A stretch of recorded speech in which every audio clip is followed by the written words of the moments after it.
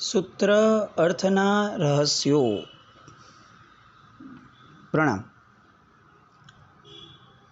ઘણા લાંબા ગાળા પછીથી આપણે આ સત્સંગની અંદર જોડાઈએ છીએ. ક્ષમા યાચના છે. એક પ્રશ્ન વિશેષપણે કેટલાક વધારે વ્યક્તિઓ પાસેથી આવ્યો હતો કે જે આપણે તપ ચિંતવણીના કૌશકની ઊંડાણની વાતો કરી, તો એ તપ ચિંતવણીનો કૌશક જે છે એ કઈ પદ્ધતિથી કરવો જોઈએ, કયા આશયથી કરવો જોઈએ, એ માટેનો કેટલોક સત્સંગ જે અમે નાનપણથી સાંભળીને જોતા આવ્યા છીએ, એમાંથી જેટલી યત્કિંચિત સમજણ છે એ પ્રમાણે સત્સંગનો આ પ્રયત્ન. તપ ચિંતવણીનો કૌશક જે છે એનું મહત્ત્વ સૌથી પહેલાં મનમાં બેસવું જોઈએ. સવારનું પ્રતિક્રમણ જે છે એ આપણે આગળ પણ આ વ્યાખ્યાઓ અને વાતોમાં આપણે ઘણીવાર લીધું છે કે સવારનું પ્રતિક્રમણ એ ભક્તિ પ્રધાન પ્રતિક્રમણ છે. રાત્રિના સમયે આપણે કંઈ બહુ રખડવા નથી જવાના એવો વિશ્વાસ આપણી પર મૂક્યો હતો. નિશાચર નથી, આપણે પશુ નથી, માનવ છીએ એવું શાસ્ત્રકાર ભગવંતોએ આપણા ઉપર વિશ્વાસ મૂક્યો હતો, એવું એમનું માનવું હતું. અને એટલે એમણે રાત્રિના સમયમાં આપણાથી બહુ પાપો નહીં થાય એવું માન્યું હતું. અને એટલે જેમ દૈવસિક પ્રતિક્રમણની અંદર સાંજનું પ્રતિક્રમણ હોય એ સમયે અલગ અલગ પ્રકારના પ્રાયશ્ચિતો ઉપર વિશેષ ભાર મૂકી અને પ્રાયશ્ચિતને પ્રધાન ત્યાં જેમ આપી હતી, એ રીતે ન કરતાં સવારના પ્રતિક્રમણની અંદરમાં લાગણીઓને, ભક્તિઓને અને સંકલ્પોને, કટિબદ્ધતાને સ્થાન વધારે આપ્યું છે. કેમ? કારણ કે દિવસનો પ્રારંભ છે. આ બધા ગુણો શ્રાવકના જીવનમાં હોવા જ જોઈએ એવું એ લોકો દ્રઢપણે માનતા હતા. અને રાત્રિના સમયે ઓલરેડી શ્રાવકના જીવનમાં એટલું બધું કર્મ નહીં બંધ થયું હશે, કારણ કે એ તો ઘરે જ હતો અને જઈને પછી સાધના કરીને સૂઈ ગયો હશે, આવું એમણે માન્યું હતું. અને આવું થતું પણ હતું. શ્રમણ ભગવંતો હોય કે શ્રાવકો હોય, આજથી 50, 80, 70 વર્ષ પહેલાં રાત્રિના સમયે આજે જેટલું આપણું બહાર ફરવાનું થયું છે એટલું ચલણ હતું નહીં. હવે આ ધારાની અંદરમાં એમણે સજ્જાયાદિની અંદરમાં મહાપુરુષોના ચરિત્રો, એમના મહાપુરુષોની વાતો, એમને વંદન કરવાની વૃત્તિ, લઘુતા વૃત્તિ, ગુણ પ્રધાન વૃત્તિ, આ બધી વાતોને મૂકીએ જે આપણે બધી જ જોઈ છે. તપ ચિંતવણીનો કૌશક જે છે એ મૂકવાનું પ્રયોજન આપણે એ બાબતમાં અત્યારે વિચારણામાં જઈએ છીએ. નંબર 1, આ એ સમયે પ્રતિક્રમણ થઈ રહ્યું છે કે જે સમયે આપણે છૂટા છીએ, આપણે ફ્રી છીએ, આપણે પૂર્ણપણે પોતાના દિવસની અંદરમાં આપણે કયો તપ કરવો છે, કઈ રીતે શરીરને ભાડું આપવું છે એ નક્કી કરવાનું છે. આપણી પરંપરાની અંદરમાં રાત્રે નક્કી કરવાની કે રાત્રે પચકાણ લેવાની વાતો નથી. આપણને જે અત્યારે પરંપરા પ્રાપ્ત થઈ છે એમાં રાત્રિના સમયે જ પચકાણ લઈ લેવું. એક પરંપરા એવી છે કે જે પચખાણની બાબતમાં એવું માને છે કે રાત્રિના સમયે લઈ લઈએ તો કદાચ ઊંઘમાં જ આપણે ઉકલી જઈએ તો એવા સમયે એટલીસ્ટ આપણને પચખાણનો લાભ મળે. આપણે ત્યાં આવી વાત અત્યારે માન્યતામાં નથી. એટલે હવે પચખાણ લેવાનું ક્યારે આવશે? સવારના. સૂર્ય ઉગે શબ્દ જે છે એ શબ્દ સૂર્ય ઉગ્યા પછીથી લેવાતા પચખાણનો અર્થ ધરાવે છે. અને ઉગે સૂર્ય શબ્દ જે છે એ સૂર્ય ઉગે એ પહેલાંનો અર્થ બતાવે છે. આપણે એ નક્કી કરવાનું છે કે આપણે કયું પચખાણ લેવાનું છે. જે પણ પચખાણ લેવાનું હોય એ પચખાણની આ પ્રાથમિક વિધિ, પ્રાથમિક એની જે નિયમધારા છે એ આ છે કે અગર ઉગે સૂર્યવાળા કોઈ પણ પચખાણ તમારે લેવા છે તો ભાઈ સૂર્ય ઉગે પહેલાં લેવા પડશે. એટલે આપણા લગભગ જે પચખાણો સામાન્ય રીતે નવકારસી વગેરેના હોય તો એવા સમયે સૂર્યના ઉગતા પહેલાં લેવા પડે. પચખાણ નામનું આવશ્યક એ પ્રતિક્રમણની અંદરમાં આવરી લેવામાં આવેલું. એટલે એનો અર્થ આપણે ચોક્કસપણે એવો કરી શકીએ કે પ્રતિક્રમણનો મૂળભૂત સમય એ સૂર્યના ઉગવા પહેલાંનો હોવો જોઈએ. આપણે બધા એટલા વિચિત્ર છીએ, આઈ વુડ સે, કે એક્સટેન્ડ કરીને મર્યાદા આપી કે ભાઈ ગમે તે કોઈ અનિવાર્ય કારણસર હોય તો તમે એકવાર સવારે 12 વાગ્યા સુધી બી કરી શકો, કારણ કે એ દિવસનો ભાગ છે. ભાઈ રાઈ પ્રતિક્રમણ જે દેવસી પ્રતિક્રમણ છે એનો ભાગ જે છે એ 12 વચ્ચેથી ચાલુ થઈ શકે, પણ એ પહેલાં તમે કરી શકો. પણ કોણ કરી શકે, કયા સંજોગોમાં કરી શકે, એ બધું જ જાણ્યા કાર્યા વગર એક વાક્યને પકડી રાખ્યું કે 12 વાગ્યા સુધી રાઈ પ્રતિક્રમણ થઈ જશે. હવે પચકાણ નામનો આવશ્યક જ્યારે આવશે અને ઉગે સૂર્ય નામનું પચકાણ આપણે લેશું, તો સૂર્ય તો ઉગી ગયો છે ભાઈ, ક્યારનો ઉગી ગયો છે. આપણે હમણાં ઉગ્યા, સૂર્ય તો ક્યારનો ઉગી ગયેલો. તો એવા સૂર્યવંશી પ્રજા માટે હવે આ એક રસ્તો બહુ વિચિત્ર રીતે ખુલ્લો થઈ ગયો કે પ્રતિક્રમણ તો ક્યારે બી થઈ શકે. વ્યાખ્યાન સાંભળી લો, શાંતિથી લેટ જાગો તો વાંધો નથી. ક્યાંક ક્યાંક તો નાઈને પૂજા કરીને પણ લોકો કરી લેતા હોય છે. મૂળભૂત રીતે અનાવશ્યક રીતે કોઈ પણ અપવાદ અથવા કોઈ પણ છૂટછાટ લેવી એ શ્રાવક માટે કલંક છે. એટલે પહેલાં તો અહીંયા આ તપ ચિંતામણીના કૌશકની ધારામાં આપણે આવવું પડે કે આ કૌશક કરવા માટે બને ત્યાં સુધી વહેલું જાગવું પડશે. આપણે કદાચ આપણને એવું લાગે કે હવે સૂર્યોદય પહેલાં નથી જ જગાતું, તો એવું માની શકાય કે પ્રામાણિકપણે જીવ પોતે પ્રયત્ન કરશે કે હું હજી કેટલો વહેલો જાગી શકું છું એટલો તો જાગું. નંબર 1. હવે નંબર 2, આપણે ત્યાં શ્રાવકોને કેટલીક આવી રીતે સલાહો અપાઈ છે ગુરુ ભગવંતો દ્વારા કે તમે આખું પ્રતિક્રમણ ન કરી શકો તો છેવટે પથારીમાંથી ઊભા થાઓ એ સમયે કુસુમિણ દુસુમિણનો કૌશગ્ય તમારે કરવાનો, આ કરવો જોઈએ. કારણ કે રાત્રિના જે સૂવાના સમયના પાપો છે એ પાપોનું પ્રાયશ્ચિત એમાં છે.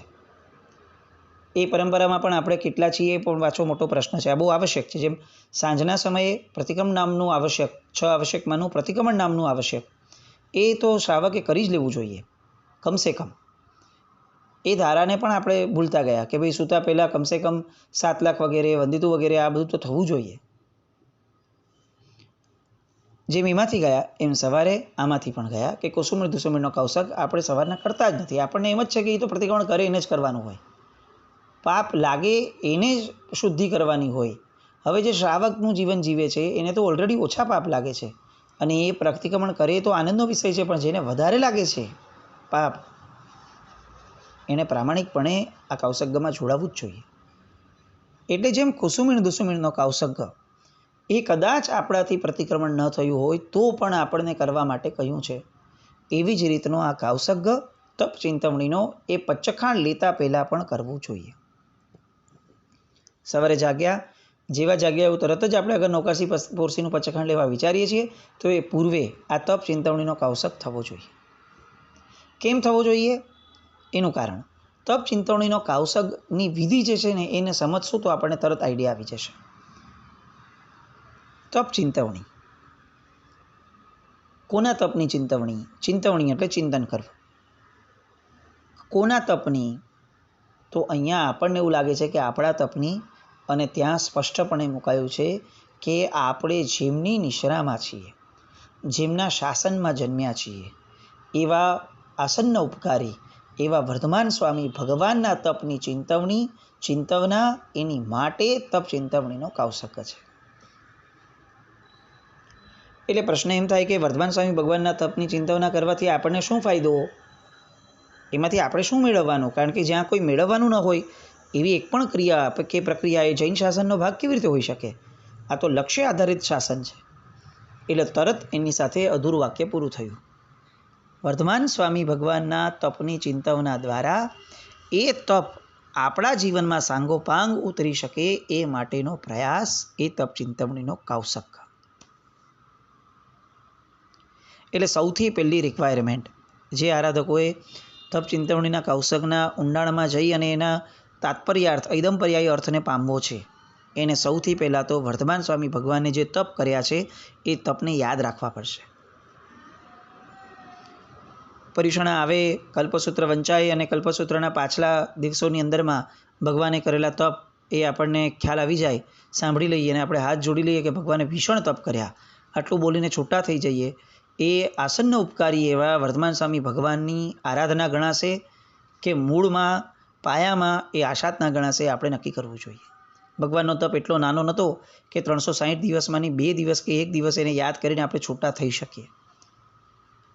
જે વ્યક્તિએ આ તપની સાધના ન કરી હોત ને તો પણ એનો એ ભવમાં મોક્ષ હતો, અને તેમ છતાં પણ એમણે તપની સાધના કરી છે, કારણ કે એ આલંબન અને આદર્શ આપવા માંગતા હતા. તે ભવમાં નિશ્ચિત મોક્ષ જેમનો છે એવા વ્યક્તિએ પણ આ તપ કર્યા છે. આવો દાખલો બેસાડવાનો હોય. અને તપ પણ પાછા કેવા કર્યા છે એ એટલું જ મહત્વનું. પગ માંડીને બેઠા નથી. એટલે ફક્ત વર્ધમાન સ્વામીનો તપ આંકડાકીય તપ નહીં. વર્ધમાન સ્વામી ભગવાનનો રિયલ થિયોરિટિકલ પ્રેક્ટિકલ તપ, એનું સંસ્મરણ, એનો સ્વાધ્યાય એ તપ ચિંતવણીનો કૌશક છે. આપણે જોયું કે ઘણા બધા ગુરુ ભગવંતોના એવા દ્રષ્ટાંતો મળે છે આજે પણ, કે જેમનું રાઈ પ્રતિક્રમણ 1.5-2 કલાક ચાલે છે. એમાં મુખ્ય ભાગ આ તપ ચિંતવણીનો કૌશક ભજવતો હોય છે. આજે પણ એવા કેટલાય શ્રાવકો છે જે લોકોને તપ ચિંતવણીનો કૌશક કરવામાં સામયિક લાગી જાય છે. લાગવી જોઈએ, હું તો ખરેખર કહું, કારણ કે મૂળ પ્રયોજન જ આ છે. ક્યારેક તો લાગે ચાલો રોજ ન થાય તો એ રોજવાળા શ્રાવકોને તો આપણે વંદના કરીએ, પણ આપણે ક્યારેક તો આવો સમય કાઢીએ. પરમાત્માએ કયા કયા તપ કર્યા? તો સૌથી પહેલું જ આવે કે ભગવાને 6 મહિનાના નિર્જળા ઉપવાસ, 180 ઉપવાસ નિર્જળા. આ નિર્જળા શબ્દ બહુ જ મહત્વનો છે, કારણ કે આજે આપણે 180 ઉપવાસ કરી શકીએ છીએ. પૂજ્ય હંસરત્ન સુરીશ્વરજી મહારાજાએ એકવાર નહીં અનેકવાર આ 180 ઉપવાસ કર્યા, પણ જે મુખ્ય ડિફરન્સ છે, બાહ્ય રીતે ડિફરન્સ, આંતરિક રીતનો ડિફરન્સ તો અનમેઝરેબલ છે. ભગવાનની જેવી અપ્રમત્તતા, ભગવાનના જેવી અંદરની વિચારોની પવિત્રતા, ભગવાનની જેવો નિર્વિકલ્પ ભાવ, જે તપશ્ચર્યાનું ભૂષણ છે, જેની માટે અભ્યંતર તપ છે, બાહ્ય તપ તો ફક્ત અભ્યંતર તપને સાચવવા માટેનો છે. આવા બધા આદર્શો એ ભગવાનના તપમાંથી મળ્યા. એટલે એવા તપની કમ્પેરિઝન તો કોઈની પણ સાથે નથી થઈ શકવાની. પરંતુ બાહ્ય તપની અપેક્ષાએ પણ વિચાર કરીએ તો ભગવાનના દરેક તપ નિર્જળા હોય. ભગવાન અચિત એવું જળ પણ ન વાપરે. તો 6 મહિનાના ઉપવાસ ભગવાનના એ નિર્જળા થયા. એકાસણા વગેરેમાં પણ ભગવાન ઠામ ચોવ્યારી વ્યવસ્થામાં હોય.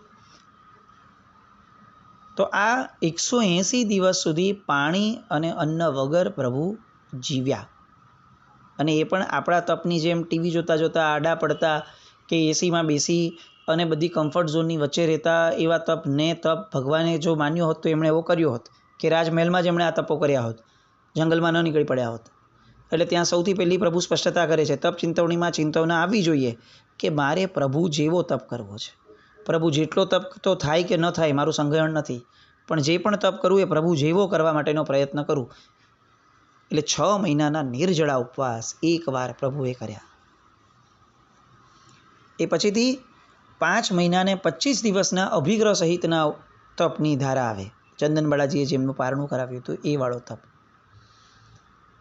આ 5 મહિનાને 25 દિવસના ઉપવાસ એ પણ પ્રભુએ એકવાર કર્યા. આ 6 મહિનાના જે ઉપવાસ પરમાત્માના થયા હતા એ પરમાત્માએ કરવું ન હતું કે ચાલો હવે કેટલા વાળો કરું, આવું વિચારી કયું તપ મારું બાકી છે. આપણે આવું ઘણીવાર આવી રીતે આપણા તપસ્વીઓ વિચારતા હોય, હવે કયું તપ બાકી રહ્યું છે, ચાલો એ તપ કરીએ. ભગવાનના જીવનમાં આવું ન હોય. ભગવાન સાહજિક જીવતા હોય. તપ એ એમનું લક્ષ્ય નહોતું, તપ એ એમની માટે સાધન હતું. અને સાધનના લક્ષ્ય ન હોય, લક્ષ્યનું જ લક્ષ્ય હોય. પણ સંગમે જ્યારે ઉપસર્ગ કર્યો એ સમયે પરમાત્મા ગોચરી માટે જતા, અને છતાં પણ કેટલાક દિવસો માટે ગયા પછીથી ખ્યાલ આવ્યો કે આ તો અતિશય દૂષિત કરે છે ગોચરીને. અને કેટલીક ચેષ્ટાઓ તો એટલી બધી નિંદનીય હતી કે પરમાત્માને પોતાને એમ થયું કે નહીં, આ તો શાસન હિલના જેવું થશે, લોકો માટે બહુ નબળું એક્ઝામ્પલ સેટ થશે. અને પ્રભુ વહોરવા પણ પછી કેટલાક દિવસો પછી ન ગયા. અને એમ કરતાં સંગમનો ઉપસર્ગ જ્યાં સુધી ચાલ્યો એ 6 મહિના સુધી ચાલ્યો, ત્યાં સુધી પ્રભુએ વાપર્યું નહીં. પ્રભુ વહોરવા જાય અને કેટલાક લોકો પ્રભુને જોઈને જ નબળું પામે એવું સંગમ પ્રભુ પાસે દૈવત્વથી પોતાની શક્તિથી કરાવી દેતો હતો. પ્રભુ પાસે શક્તિ ન હતી એવું નહીં, એક અંગૂઠાથી આખું મેરું કંપાવી શકતા હતા, પરંતુ એ પર્યાય જે પ્રભુનો હતો એ સાધના પર્યાય હતો. ત્યાં કોઈ દિવસ પોતાની માટે પોતાની શક્તિઓ વાપરવાની વિકલ્પ પણ નિધારા નહીં. એટલે 6 મહિનાના ઉપવાસ એ કેવી રીતે કર્યા એનું પણ ચિંતન થવું જોઈએ આપણા જીવનમાં. કે કોઈક આપણને હેરાન કરે છે ને આપણે ગુસ્સે થઈ જઈએ છીએ તો પ્રભુનું આલંબન આવે કે પ્રભુને 6 મહિના સુધી સંગમે હેરાન કર્યા અને પ્રભુ અંતર્મુખ થઈને અંદર ઘૂસીને બેસી ગયા. એનો વિરોધ કરવા પણ ન ગયા, એ ખોટો છે એવું સાબિત કરવા પણ ન ગયા. ભલે એ પ્રભુ હતા, પણ આપણે એમાંનું શું કરી શકીએ છીએ પ્રેક્ટિકલી એ વિચારવું એ આપણે પ્રભુના દીકરાઓ છીએ એ માટેની આપણી પણ ફરજો તો ગણાય. 6 મહિનાના ઉપવાસ અને તરત જ તપ ચિંતામણીના કૌશગ્યની વિધિમાં આવશે કે પ્રભુએ 6 મહિનાના ઉપવાસ કર્યા. આવા આવા આવા આવા હે જીવ, તું આવા ઉપવાસ કરીશ? અને જીવ પોતે પોતાની જાતને સવાલ પૂછે એવો તરત જવાબ ન આવે. પહેલાં તો ઝટકો લાગે કે હા યાર, કરવા જેવું છે, મારા ભગવાને કર્યા અને હું ન કરું. અને મોઢામાંથી લાળ ટપકે કે કરવું જ છે. અને જેવું મન એ પ્રભુની આજ્ઞાના આ પાલનમાં, પ્રભુને પ્રભુ તરીકે નહીં, પ્રભુને આપણા બાપ તરીકે માની અને દીકરા તરીકેની ફરજ પૂરી કરવા માટેની ધારામાં જેવું મન જાય અને મન લાલાયિત બને અને દ્રઢ સંકલ્પ લેવાના ધારામાં હજી આગળ વધે, ત્યાં જ અંદરથી પરિસ્થિતિનો સ્વીકાર કરતા જવાબ આવે. શક્તિ પણ નથી અને અત્યારે એ સમયનો પર્યાયની અંદરમાં મારા એવી પરિણતિ પણ નથી. ક્યાંક એવું આવશે કે મારી પરિણતિમાં તો છે જ કે મારે આ કરવું છે, પણ પ્રભુ મારી શક્તિ નથી. 6 મહિનાના ઉપવાસો મારી માટે દીવા સ્વપ્ન સમાન છે. 60 મિનિટ ભૂખ્યો નથી રહી શકતો ભગવાન, અને ત્યાં એ બળતરા આવે, બળાપો આવે. આ તપચિંતવણીનો કૌશક કેમ મહત્વનો છે? આ કોઈ વ્યવહાર નથી. દરેકે દરેક જગ્યાએ ઉત્કૃષ્ટ આલંબન અને આપણી પોતાની હીનતાનું પરિણમન, આ બે પેરેલલ ચાલે છે. એન્ડ દેટ ઇઝ તપચિંતવણીનો કૌશક. જાત ભૂખાવડી લાગે, જાત ખાઉધરી લાગે, જાત સાવ નીચી લાગે, હલકી લાગે. 6 મહિના તો બરાબર છે, એકવાર જાતને હજી સમજાવી શકાય, પણ જ્યારે નીચે ઉતરતા ઉતરતા આવીએ ને એક ઉપવાસ પર આવીએ ત્યારે પણ એમ લાગે કે યાર આ તો તે કર્યો છે જીવનમાં, કેમ આજે નથી કરવો તારે? ત્યારે પોતાની જાતને બરોબર ઠપકારવાનો બરાબર ઠપકારવાનો ભાવ પ્રગટે એ માટે તપચિંતવણીનો કૌશક છે. લોકો જ્યારે આપણો તપ જોઈને એમ કહે ને કે તપસ્વી છે, ત્યારે આપણી નજર સામે, એમની નજર સામે આપણું તપ છે, આપણી નજર સામે વર્ધમાન સ્વામી દેખાય. એટલા માટે તપચિંતવણીનો કૌશક છે કે હા આપણે અઠ્ઠમ કરી લીધો ભગવાનની કૃપા નહીં. ત્યારે 6 મહિનાથી લઈને અઠ્ઠમ સુધીના બધા જ તપોની ડેફિશિયન્સી આપણને દેખાય કે આ બધું નથી કર્યું એ જુઓ ને. અઠ્ઠમ કર્યું એમાં શું અનુમોદના કરવાની, શું આપણી જાતને બહુ મોટી માનવાની? આ લઘુતાનો ભાવ પ્રગટાવવા માટે તપચિંતવણીનો કૌશક છે. 6 મહિનાના તપ એકવાર, 5 મહિનાને 25 દિવસનો તપ એકવાર, 4 માસી તપ, 4 મહિના સુધી અખંડપણે નિર્જરા 4 મહિના ગાળવાના, આવો તપ પ્રભુએ 9 વાર કર્યો. આ બધું આપણે વિચારવાનું છે, એટલે આ યાદ રાખવાની વાત છે કે ભગવાને કેટલી વાર કર્યો. અને જીવને પોતાની જાતને સતત પ્રેરણા કરતા રહેવા છે કે ભાઈ કરને, ગઈકાલે નવકારસી કરેલી, આજે કેમ પોરસી કરવી છે યાર? પોરસીમાં વાંધો શું છે આજે? 60 પોરસી કરને. આટલું તો આમે ભૂખ્યો રહે છે, ધંધો હોય ત્યારે 5-5, 6 કલાક નથી ખાતો પીતો, તો યાર આમ પ્રેમથી છોડ ને, શું વાંધો છે? આવું પણ જાતને સતત કહેતા રહેવું એ તપચિંતવણીનો કૌશક છે. ઉપર ઉઠવા માટે આ ધર્મ છે. 4 માસી તપ 9 વાર, 3 માસી તપ 2 વાર, 2 માસી, 2.5 માસી તપ 2 વાર, 2 માસી તપ 6 વાર. આ બધી આંકડાકીય વાતો આપણે બોલી નથી જવાની. જેમ બધાના ચડાવવા આપણે હંમેશા બધા ગાતા હોઈએ, પ્રસંગ થયો હોય તો પ્રસંગમાં આપણને રસ ન હોય, ચડાવો કેટલામાં ગયા એટલામાં રસ હોય, કારણ કે આપણે આંકડાવાળા માણસો થઈ ગયા, આપણને આંકડામાં જ રસ છે.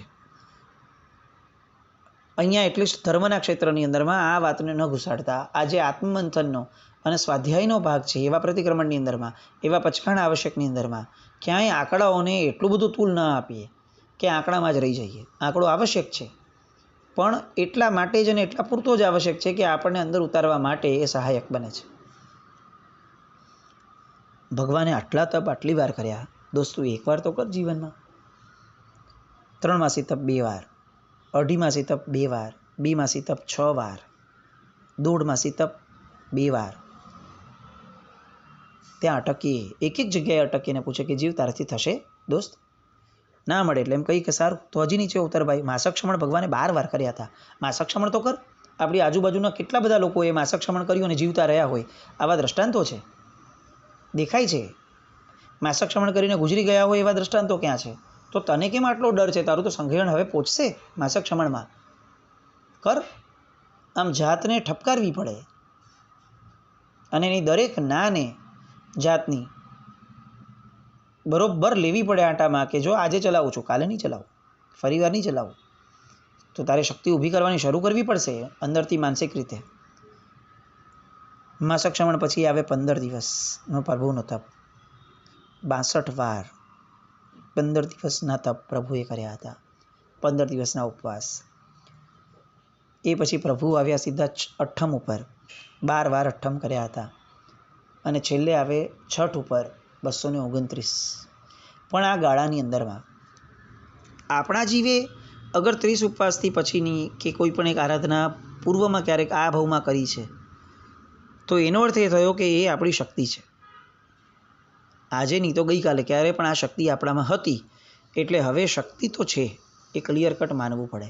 તો ત્યાં જીવને કીધું કે ભાઈ શક્તિ છે, પણ એ પરિણામ જે છે અત્યારે એટલો ઉછળતો નથી.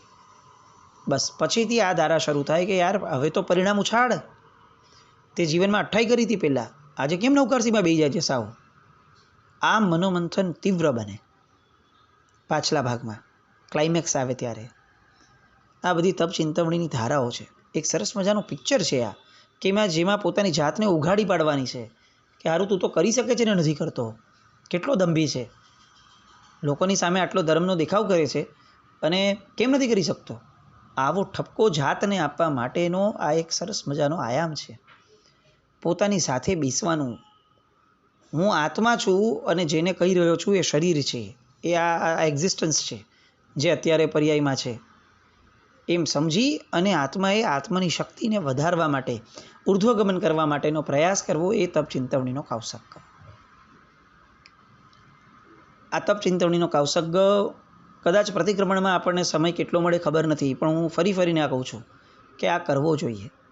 પ્રતિક્રમણ ન કરતા હોય એ લોકોએ પણ રોજ કરવો જોઈએ, કરવો જ જોઈએ. કારણ કે એના કારણે જ આપણને મારે તપની ધારામાં આગળ વધવાનું છે. અને કેવો તપ? ફક્ત બાહ્ય તપ નહીં જ.